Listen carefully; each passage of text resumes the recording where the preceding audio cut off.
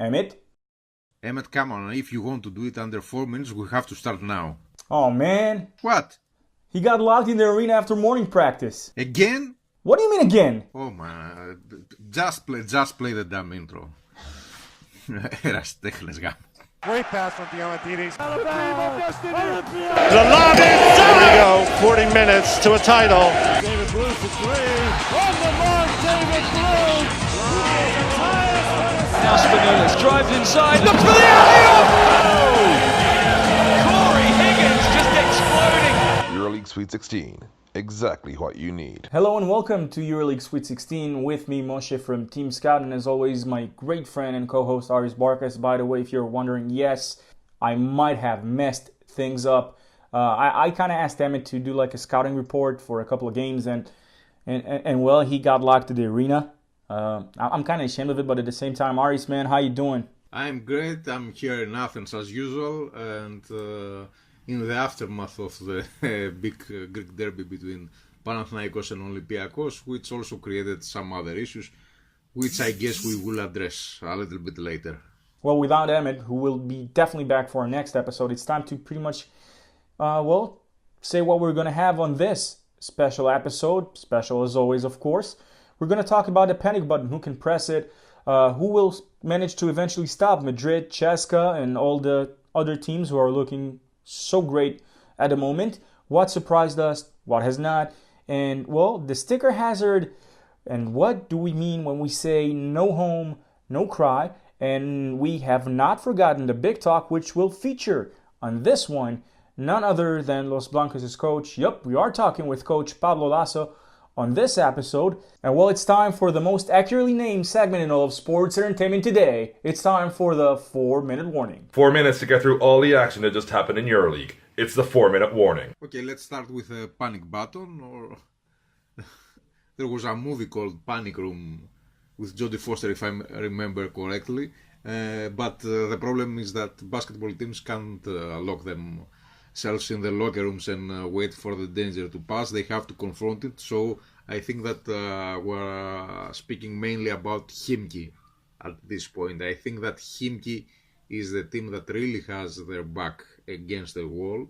And it's a strange season so far for them because they are unbeaten in the VTB United League, but they have a very mediocre start, to say the least, with just one win in the EuroLeague. Things are not going to be easy on them because they play Real Madrid, but even if they lost some games just at the buzzer or by a bucket or after a very close contest, I think that at some point they have to start winning. I wouldn't say that they are going to hit the panic button this week, because playing against Real Madrid means for many opponents that they will simply lose a game. They have a very good opportunity, in my opinion, to avoid the panic button by beating Real Madrid, but if they are defeated, then next week will be more than crucial for them. The double week can really make or break their season. Can not really make, because they will still have a mountain to climb, but they can save their season for now, at least next week in the double week matchups. I think that Khimki's situation is a bit more complicated than that. I mean, obviously, yes, should they win Madrid, this could give them, some very much needed breathing room in a way. But say that it's going to be enough, obviously not. But it should give them some motivation, believing at least that things are not necessarily over. I do think that when you take into consideration the roster changes, and it's simply not there, and it's something that we said before the season has started. And some players have yet to come back from their injuries. Others have joined.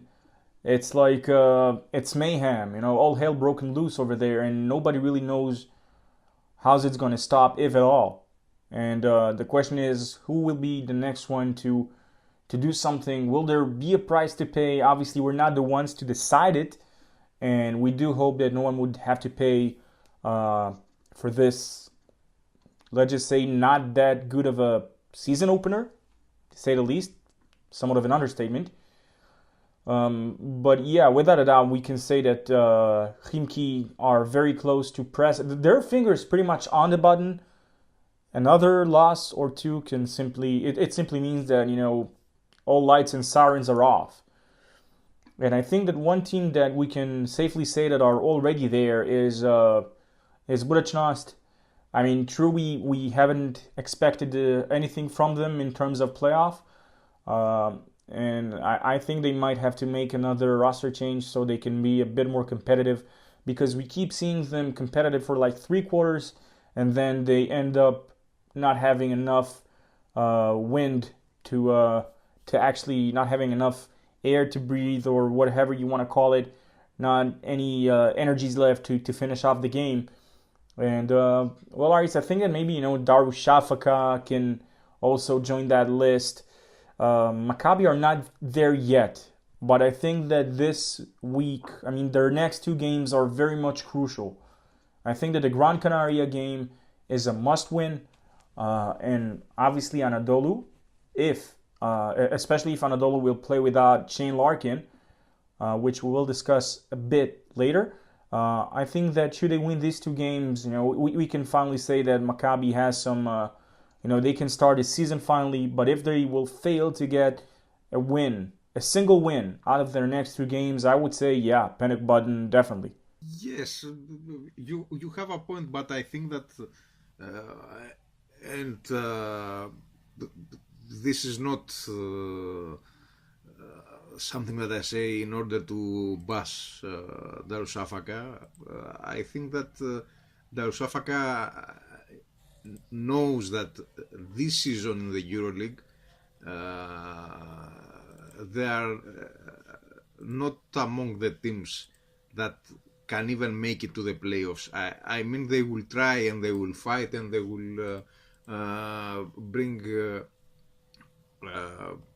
their presence in the league, but I think that what's happening with a team like Darüşşafaka or like Budućnost, it's kind of natural.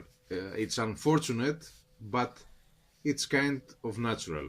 So I think that the main issue here is the teams that are aiming higher than they are in the standings at this point. That's why Chimki is currently the poster boy of this situation.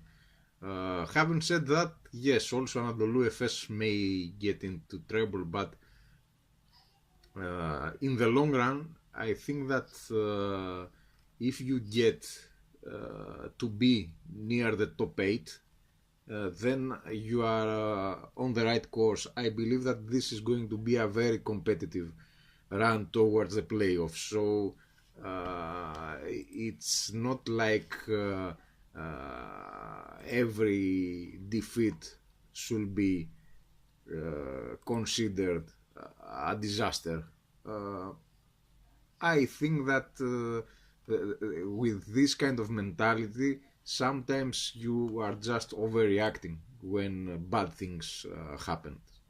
So yes, I get what you are saying, but I think that in order to panic, you have first of all to have really high ambitions, and I'm afraid that this is not the case with a team like Darüşşafaka, for example. I understand what you're saying, and I think that perhaps we can agree that the saving grace for all the teams that they want to consider themselves as playoff bounded is that perhaps since the EuroLeague has changed its format, and we all enjoyed it so far, have to admit,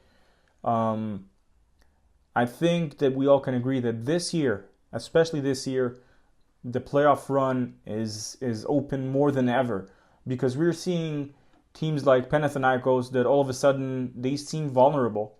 We're seeing Olympiacos that would need some time to gel, but the potential obviously is definitely there.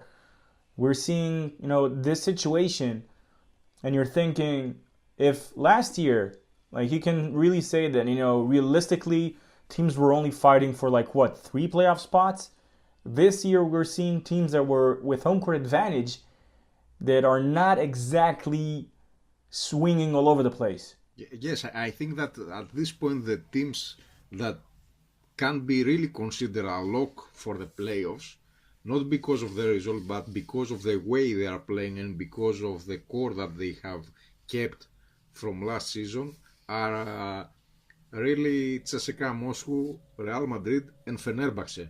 I will also add Panathinaikos in this list because of Nikolathis. But on the other hand, everything else seems to be really, really open. And also Kalathis so far has not produced the game that we were expecting. At least not in the highest possible level. Of course, he's leading the EuroLeague in assists.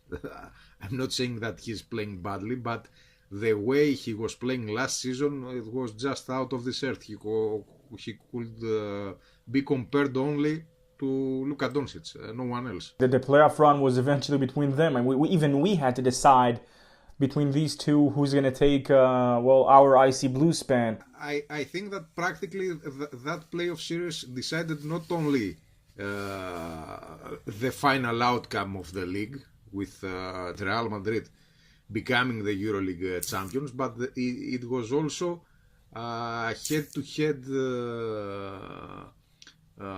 comparison between the two favorites for the MVP award, and whoever prevailed in that series and went to the Final Four would have been also a lock for the MVP award. Well, I think that with that, actually, we also answered who can anyone really stop Madrid, CSKA, and Fener? And to be honest, I'll give you this: for the time being, Fener is not Fener. At least. Obviously, they'll get there, right? But at the moment, they're a bit struggling, and let's just say that they have not made that much big of a change to actually struggle the way they do. They're still one level above a whole lot of teams. I really got to ask, having said that, what's up with Baskonia? They managed to keep their main core. And, at the same time, you would think that having the same coach, a very good system, you would expect them to thrive and to actually be doing way much better than what they are doing at the moment in comparison to all the other teams who made a whole lot of changes to their rosters. You are right about that, but I think that even last season's version of Baskonia was a very good team. They have a great player who is still playing great in Toko Singelia. But when all was said and done, they just managed to get to the playoffs after a really bad start. The question is, can Baskonia take the next step and be not just a solid or good team, but be a team that dominates the competition, at least for the playoffs? I'm not saying being a team that will dominate the competition in such a way that they eventually enter the Final Four. I think that's the question that they have to answer. And I think that it's not that Baskonia is bad. The problem is that the competition is getting better and better. Well, moving on from Baskonia, who we can safely say had the best matchup possible versus last year's Žalgiris, and as it appears also this year. For Žalgiris, there's something quite special, I would say. It's not even a predicament, but something that really needs to be addressed. I mean, no home, no cry. 6 games so far with a 50-50 split, meaning 3 games on the road, 3 at home. They won all their away games, but lost all their home games. That's one more testament for the level of the league. I think that it's not about one team, it's about the whole competition, and the fact that sometimes home court is just a formality proves how much the teams have improved, and the fact that no matter where you are playing, you have a good chance of winning. Well, that's pretty much about right. Aris, at the beginning of the episode, you said that we're going to address the aftermath of the Greek derby. I think that's pretty much the time to do exactly that. Yes, and I think that the issue at this point is not what happened on the court, because Panathinaikos, Thanas Antetokounmpo, Lukas Lekavicius and Nika Lathis dictated the outcome with their performance in the second half. I think that everything that happens afterward is what counts at this point. There is a referee's report about a verbal attack by Dimitris Giannakopoulos, accusing them of having bets in the game. This issue was addressed by the Union of EuroLeague Basketball Referees, and also it will be addressed by the EuroLeague Disciplinary Judge, because it's the duty of the judge to open an investigation since the report is official. There is also a second issue that involves Panathinaikos and Olympiakos. There were reports coming after the game that said that Giannakopoulos didn't say to the referees that they have bet on the game, but that they were bribed by Olympiakos.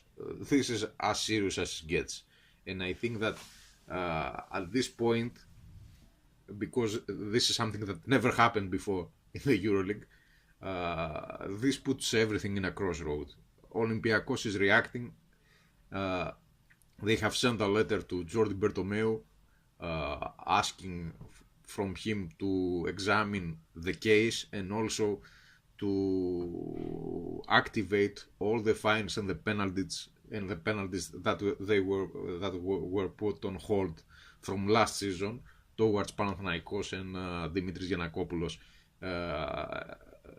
I have to clarify something, because there is a notion that Panathinaikos and Giannakopoulos didn't pay anything from their fines from last season. This is wrong. A lot of fines have been paid, but after everything that happened during the summer and with the notion that all sides will bury the hatchet, some of the fines, part of the fines were put on hold. This will change, but this is not about the fines. I think that after such a big accusation, there should be also an investigation about the accusation. If the accusations are proven right, then the referees, Olympiakos, everyone involved should pay the price.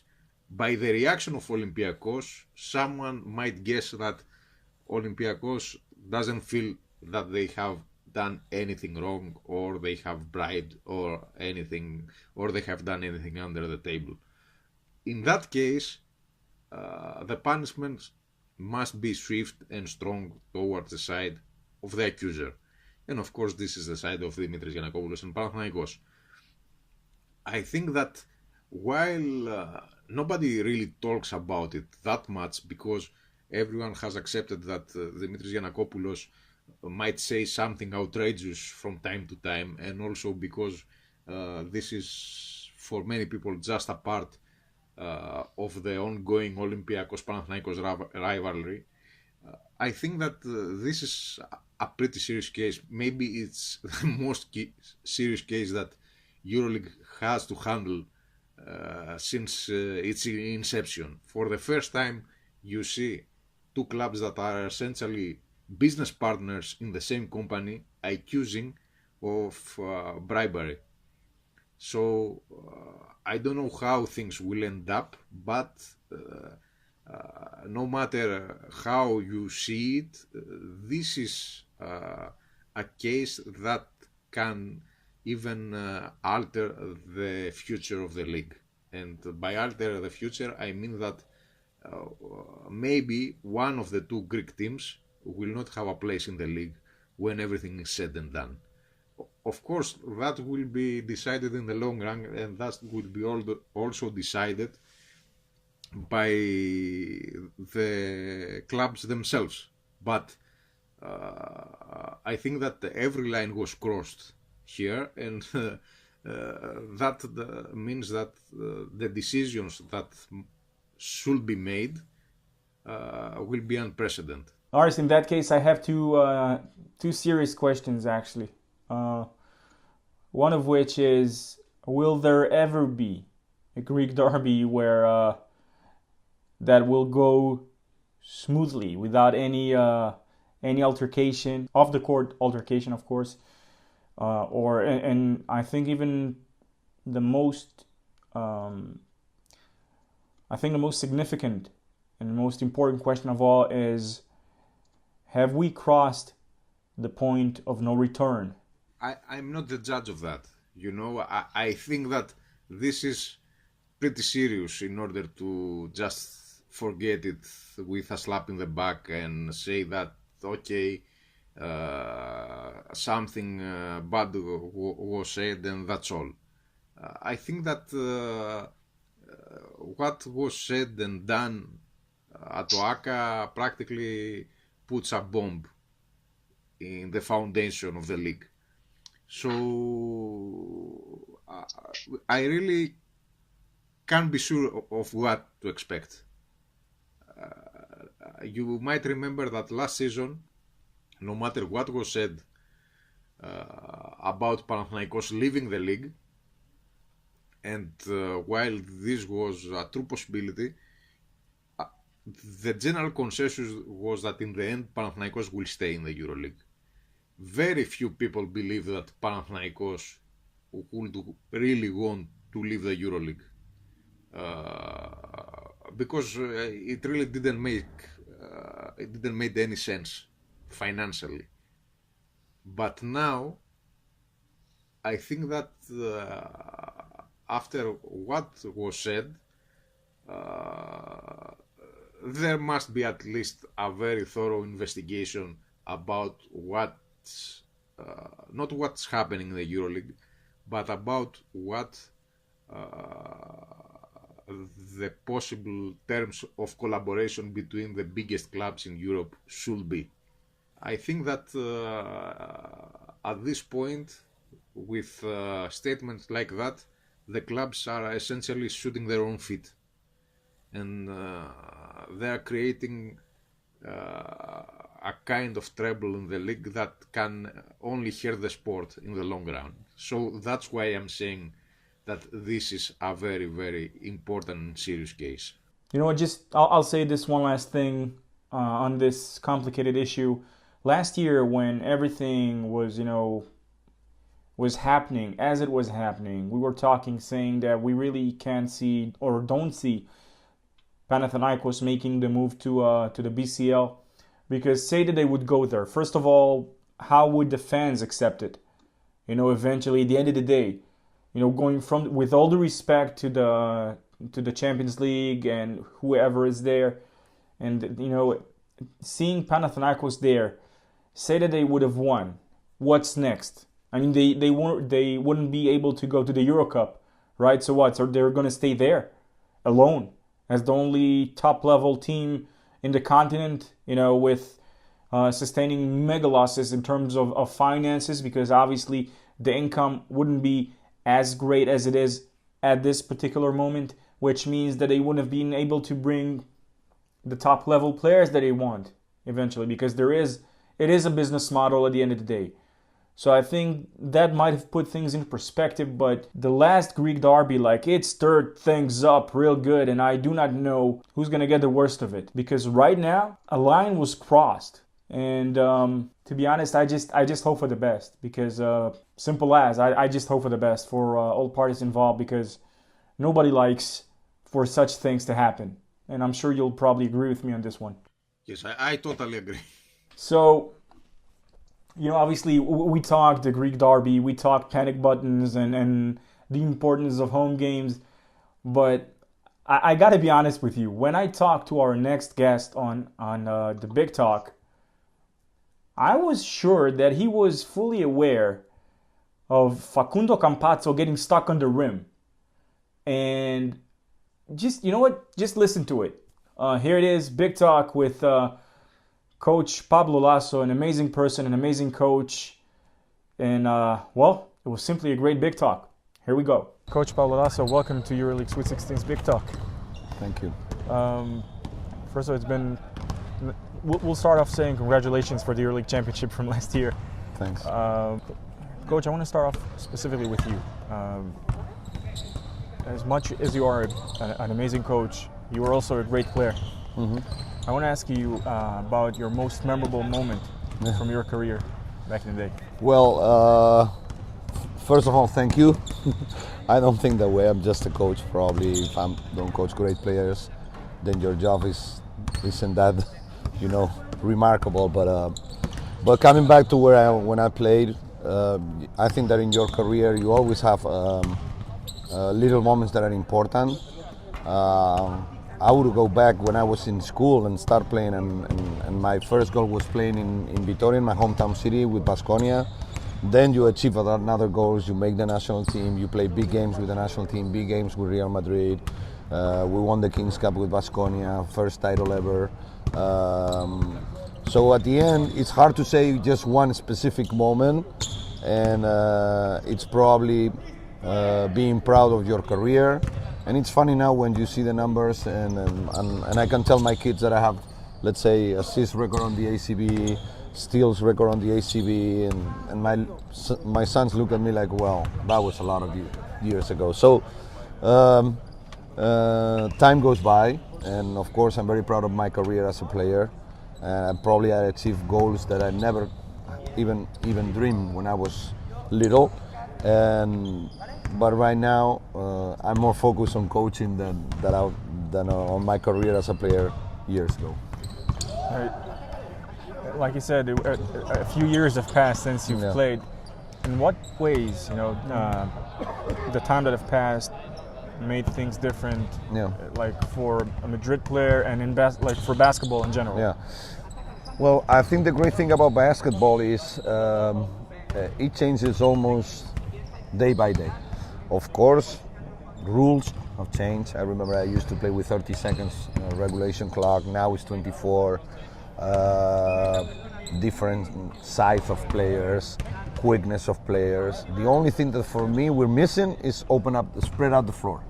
But in a lot of situations, basketball changes so quickly because the players, for sure, because the rules, and it's very difficult to compare players from years ago to now. Of course, great players back on the days, like when I speak to Clifford Luick, ex-player from Real Madrid. He was one of the best players in Europe at that time. That means he cannot play now, I don't know, but the basketball is so different because the good thing about this sport is it changes every day. Maybe what it was good yesterday is not good today, and you have to be always, somehow removing your ideas, keeping studying, and look at the tendencies and adjust to all those things that are making basketball such a great sport, because it's always in continuous movement. Speaking of adjusting, last year Madrid has been through so much adversity due to injuries. Mm-hmm. How did you manage to get a team to perform at its highest level, right at the right moment in the Final Four, resulting in a win? Well, I think when you achieve a goal like winning the EuroLeague on a Final Four, probably your job is not winning that Final Four. Your job is be competitive from the first day. Of course, we had a tough year with injuries. Since preseason that we have Jule out, then we have Kuzmic, Sajon, Randolph, a lot of players in and out. Tompkins was out.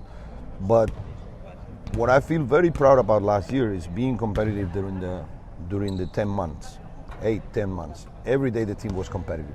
They were practicing good, a lot of young guys step up, and somehow we found our way to be competitive every day. Finally, we arrived on the right moment at Belgrade.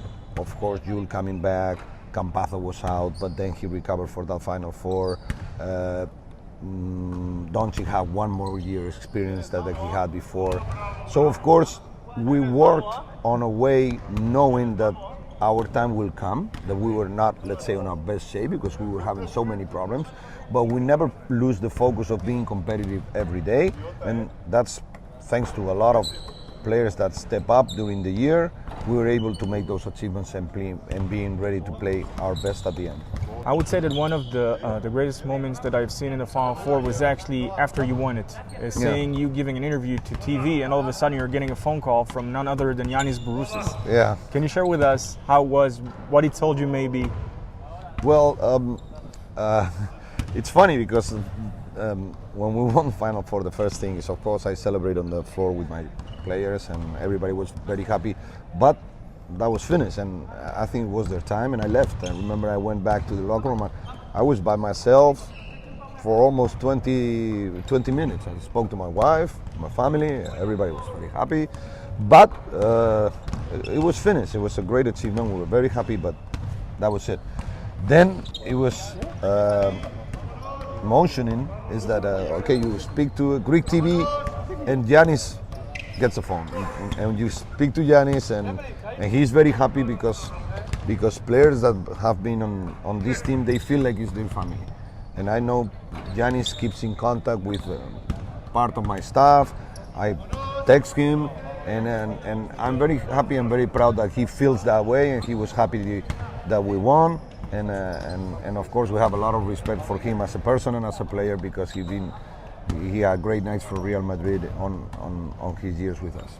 You know, after that happened, that phone call with Yannis, we got back inside the arena, and we found out that two of Madrid's youngsters, Santi Justa and Dino Radancic, they helped Facu Campazzo go up and sit on the rim. Now he got stuck, and eventually Eddie came back and took him down. Now my question is, did Eddie get the short end of the stick, like having to go back, or was there like...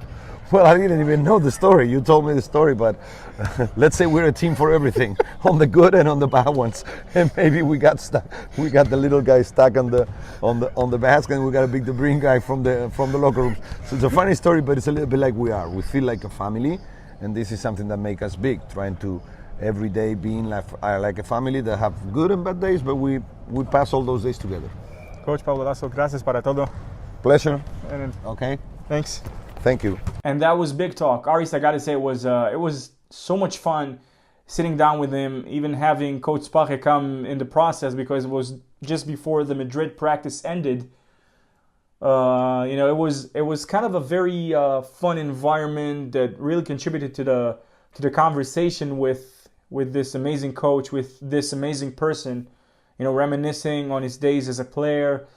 Not being fully aware of a player, getting stuck on the rim, and even funnier than that, having his two youngsters, the two youngest players on his roster, go and get stuck there. But I was really surprised, not with the fact that Yannis Bourousis gave him a call right after they won. Now, if you remember, he was giving an interview to one of the Greek channels, and all of a sudden he got a phone call from Yannis Bourousis.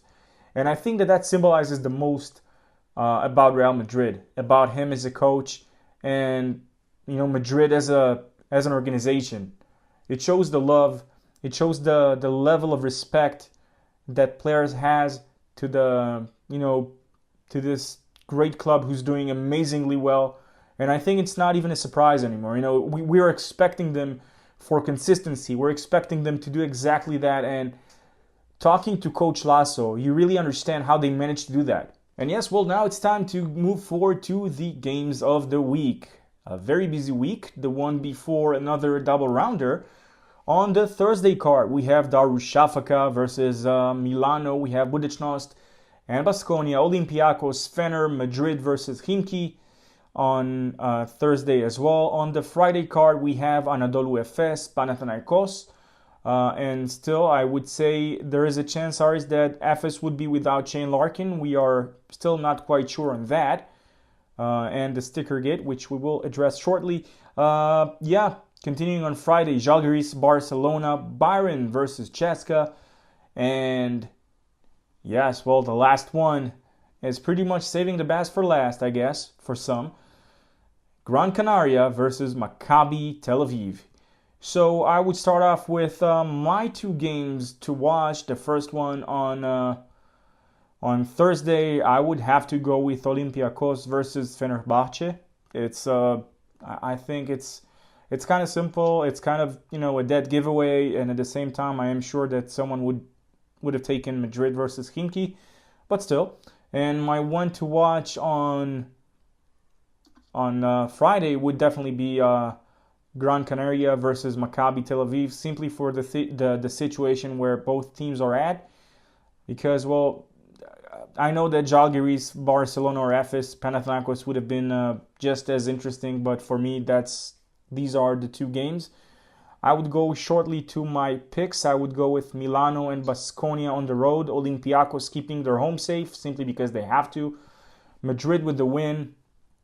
And I will get back to Efes Panathinaikos after we'll talk the sticker gate. I am picking Žalgiris over Barcelona because I do think there is a very much bad blood. This is a bad blood match, yes, between Žalgiris and Barcelona. Coach Aris versus Coach Pesic and everything that happened in the offseason. I would pick CSKA over Bayern and Maccabi. Yeah, Maccabi over Gran Canaria because this is somewhat of a do or die. Now, earlier today, Aris Maccabi announced yet another injury due to the stickers on the court. And we do know that Shane Larkin slipped on the court and Gran Canaria got injured. I think it's time to maybe do something about it. Won't you say? Yes, I totally agree with that, but I think that it's stupid of us to talk about it because I really can't get it. You know, if the teams can't protect their own players for the sake of a sticker, they should just rethink their whole strategy. You know, I think that it's really a non-issue because it's something that simply has to be addressed by the teams, and it's not smart to turn your eye to the other way and miss it. It is something that Aaron Jackson back in the day, while still playing for CSKA, he brought it up. He put it on the table saying, this is slippery and we are talking careers over here. I would say that simply because Efes, they have to get the win. I mean, I would go with them protecting their home, though not being surprised should they not be able to do that. So pretty much I think I've picked only 3 home wins. Yeah, Aris, your picks, your games. Yes, it's not a good week for the home teams. So I'm saying that Milan and Baskonia will beat Darussafaka and Budućnost. I'm seeing Olympiacos beating Fenerbahce. I think that Olympiacos, especially if Yannis Strelnieks makes it to the game, will have a little bit of extra firepower compared to Fenerbahce and the injury woes that they have. It will be a very interesting game, however, and the return of not only Kostas Loukas but also Ferry Green in Piraeus will be celebrated. In the game between Real Madrid and Khimki, I guess that Khimki will have the urgency for a win, will have the motivation, but I'm not seeing Real Madrid losing. So this is the predictions for Thursday, and of course I will watch Olympiacos against Fenerbahce, even if the game between Real Madrid and Khimki will be more than interesting. On Friday, I'm seeing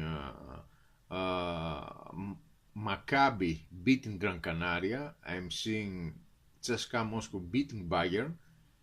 I'm seeing Žalgiris beating Barcelona. And I'm also seeing Anadolu Efes beating Panathinaikos. If Shane Larkin is missing, that will be another story. But I think that Anadolu Efes is currently one of the most underrated stories of the EuroLeague, because Milan is stealing their thunder and because they have beaten the Turks in the game between the two of them. I think that Anadolu Efes is not the team that we were used to see. They have the same record with Panathinaikos, and I think that even without Larkin, they have more than a fighting chance in order to beat the Greens. I will say that this game is a 50-50 split at this point. So I'm not seeing so many road wins, but in some cases, yes, you see that the visitors are much stronger than the home court. Well, I have 2 things to say about it. The first is, this week we ride together, we die together, me and you, because we just made the exact same picks on the games of the week. I think it's a first, by the way, since the beginning of the show, since we've started with the Games of the Week segment. Aris, this is the first time we are fully, together on our picks. And you know something, I will watch the game of Bayern against CSKA. Because I think that even if the logical pick is CSKA Moscow, I think that so far Bayern have proven to be one of the nicest surprises of the EuroLeague, and the addition of Derek Williams and the know-how of coach Radonjic is making things even more interesting. Bayern will not have anything to lose at this game, and they are a pretty tough nut to crack. Especially the Audi Dome, that's for sure. And yes, I guess, well, and the other thing I wanted to say is I think that we should, first of all, no one will steal our thunder. And our thunder is Emmet. Nobody would steal him because he's ours. So just to let everyone know, hands off. And nobody should be allowed to lose his luggage, okay? The thing that happened with him going to Germany was simply ridiculous. I think that Iberia should compensate him in some way. They should compensate him in at least, giving him free flights for the next 6 months or so, if not even more, for the entire year.